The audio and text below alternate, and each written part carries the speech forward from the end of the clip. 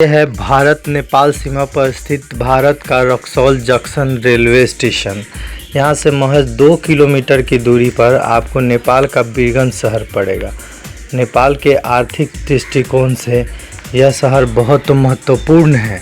यहाँ से ही सारे सामान हल्दिया बंदरगाह से आते हैं और नेपाल को जाते हैं।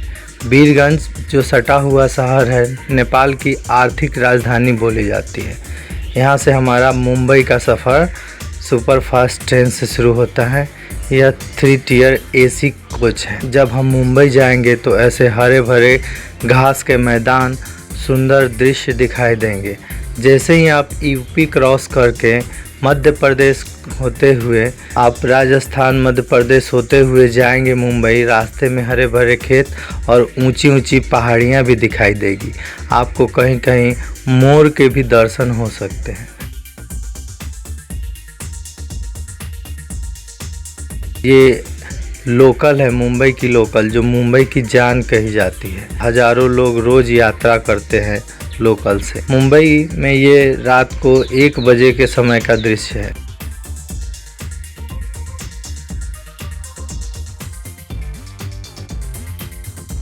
अब हमारी यात्रा आगे बढ़ती है और मुंबई पहुंचने के बाद हम चलेंगे इंडिया गेट और ताज होटल देखने के लिए।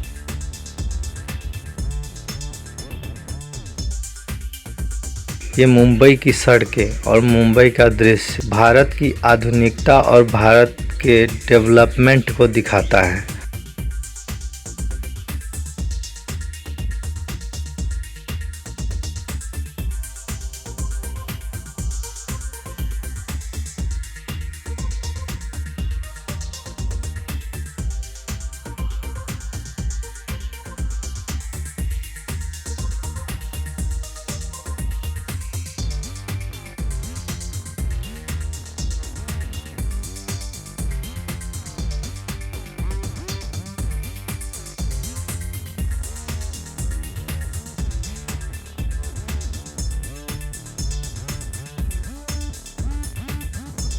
मुंबई बांद्रा के तरफ से समुद्र के नीचे से जाने वाला टनल।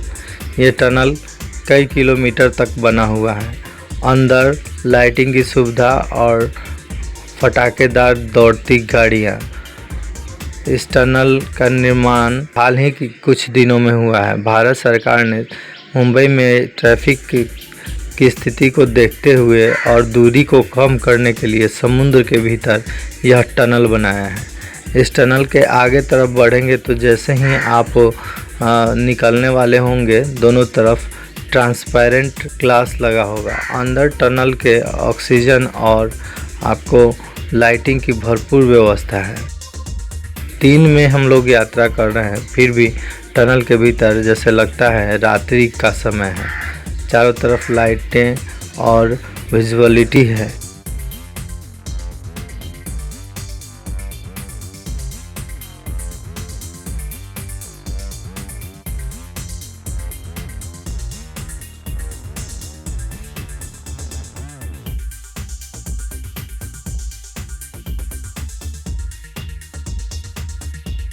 टनल से हम बाहर निकलने वाले हैं। जैसे ही बाहर निकलेंगे, ऊपर के तरफ पानी भीतर टनल में ना घुस जाए, इसलिए ट्रांसपेरेंट सीड लगा हुआ है।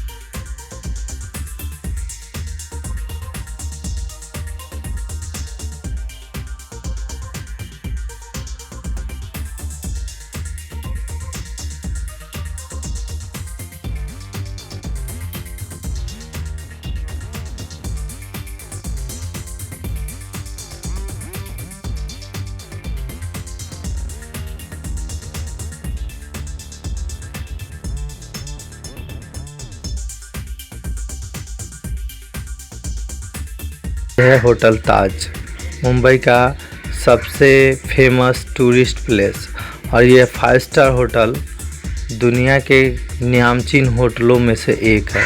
बड़े बड़े उद्योगपति और बड़े बड़े लोग इस होटल में ठहरते हैं। ताज होटल से बिल्कुल सटे आपको इंडिया गेट है। इंडिया गेट पर पहुंच के या ताज होटल पे पहुंच के बहुत सारे पर्यटक छुट्टियों का मज़ा लेते हैं और मुंबई पर्यटन का भरपूर मज़ा उठाते हैं। देखिए, इतनी बारिश में भी बहुत सारे पर्यटक होटल ताज घूमने आए हैं। ताज होटल के जस्ट बगल में जो समुद्र है, वहाँ से स्टीमर खुलता है। हम लोगों ने स्टीमर पर बैठने का फ़ैसला किया। अब हम लोग स्टीमर पर आके समुद्र का आधा घंटा का लुत्फ़ उठाएंगे। आधा घंटा के समुद्र की यात्रा के लिए चलेंगे। अभी तो बारिश हो रही है, लेकिन यहाँ से समुद्र का नज़ारा बहुत खूबसूरत दिखाई देता है। देखिए दूसरा स्टीमर, समुद्र में लहरें, तेज़ लहरें, इसका अनुभव अपने आप में गजब होता है। दूर से दिख रही मालवाहक जहाज, वाव, ये नज़ारा कितना खूबसूरत है। समुद्र में हम लोग चारों तरफ पानी पानी, हमारे साथ कितने लोग बैठे हुए हैं, चारों तरफ पानी ही पानी। यह नज़ारा बहुत खूबसूरत है।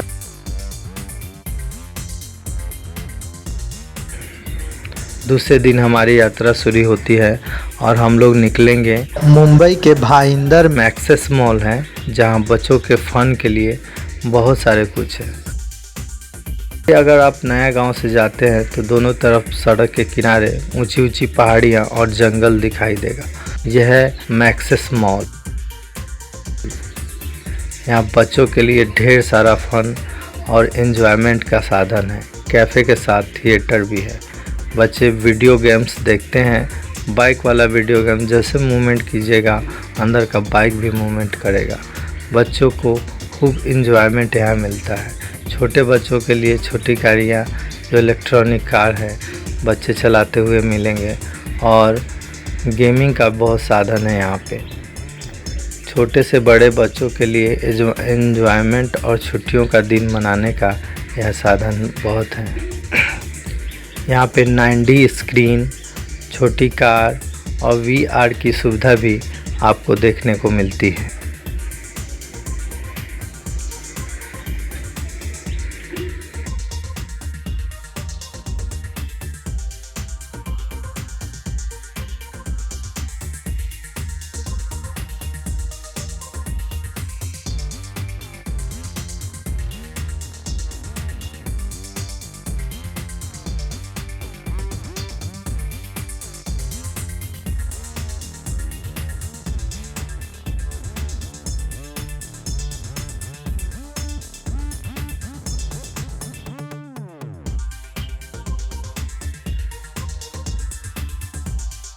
सिनेमा आप यहाँ पे देख सकते हैं।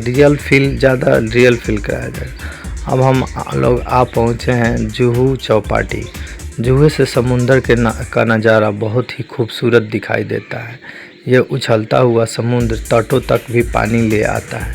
जैसे ही आप समुद्र के किनारे खड़े होंगे, आपके पास पानी आएगा और फिर चला जाएगा।